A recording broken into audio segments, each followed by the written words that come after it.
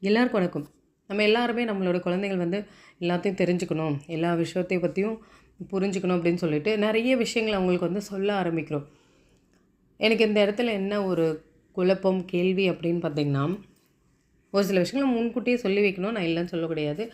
ஆனா, இப்போது அவங்க சூழ்நிலையையோ, அனுபவத்தையோ எதிர்கொள்றதுக்கு முன்னாடியே நம்ம அறிவுரை சொல்றதுக்கும், அந்த சூழ்நிலை எதிர்கொள்ளும்போதோ, இல்ல அந்த அனுபவத்த பெறும்போது நம்ம அறிவுரையோ, வழிகாட்டுதல் சொல்றதுக்கும் வேறுபாடு இருக்கு இல்லையா?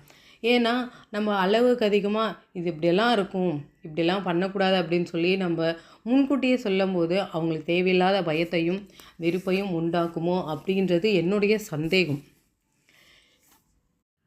ஏன்னா, இப்ப நம்ம ஒவ்வொரு விஷயத்துக்குமே பார்த்தீங்கன்னா, ரொம்ப ஆழ்ந்த விளக்கம் வந்து குடுக்குறோம். ரொம்ப டீப்பா வந்து ஒவ்வொரு விஷயத்துக்கு இது இப்படிம்மா, இத இப்படி செய்யக்கூடாது, இது இப்படி இருக்கும்ன்னு சொல்லிட்டு ரொம்ப ஆழ்ந்து அவங்களுக்கு அட்வைஸ் பண்ற மாரி எனக்கு ஒரு ஃபீல்.